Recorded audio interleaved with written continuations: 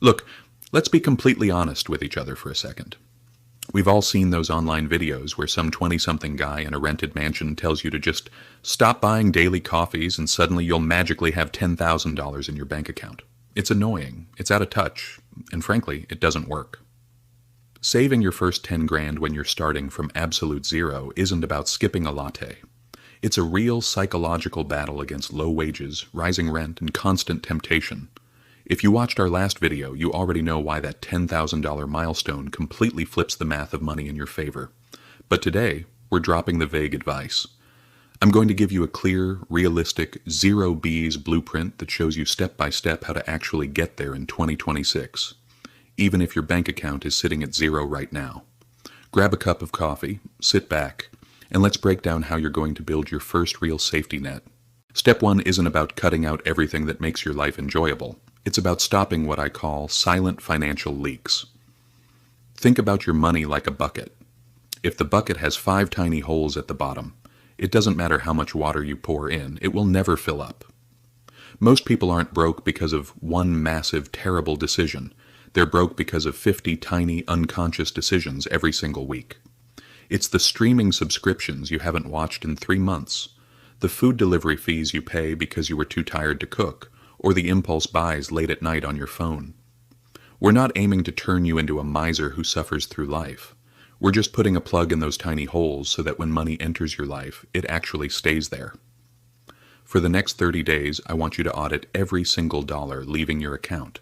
You'll be genuinely shocked at how much money you're accidentally throwing away. Here's a hard truth that a lot of budgeting gurus won't tell you. You cannot save your way to wealth if your primary income is barely covering your basic human needs. You can only cut your expenses down to a certain floor, but there's no ceiling on how much you can earn. Trying to save $10,000 solely on a tight salary feels like driving a car with the handbrake pulled all the way up. To make this process twice as fast, you need to open a secondary income valve. I'm not telling you to launch a multi-million-dollar tech startup tomorrow. I'm talking about leveraging skills you already have, whether it's freelance writing, basic video editing, managing social accounts, or selling unused items around your house. If you can generate just an extra $300 or $400 a month and throw 100% of that side money directly into your $10,000 fund, you cut your timeline in half. It's about creating momentum. The biggest reason most people fail to save money isn't a lack of desire. It's relying on willpower. Human willpower is a finite daily resource. By the time you finish a long, stressful day at work, your willpower is completely drained. If you leave your savings to chance at the end of the month, assuming you'll just save whatever is left over, I can guarantee you right now, there will be nothing left over. Expenses always expand to match available income. The fix? You have to automate the entire process and remove your own brain from the equation. The very day your paycheck hits your bank account, set up an automatic transfer that immediately moves 20 or 30% of that money into a separate, high-yield savings account before you even have a chance to see it or spend it. You force yourself to live on the rest. If you don't see the money sitting in your main account, your brain adapts, and you won't even miss it. Now, once you start building this fund, where should you actually keep it? A huge mistake beginners make is leaving their emergency cash sitting in a traditional checking account earning 0.001% interest. Inflation will slowly eat away at your hard-earned money over time. On the flip side, you also shouldn't dump your initial $10,000 into volatile crypto coins or risky individual stocks. This money is your fortress, your psychological security shield. You need high liquidity and absolute safety. The ideal place for your first $10,000 is a high-yield savings account or short-term liquid money market funds.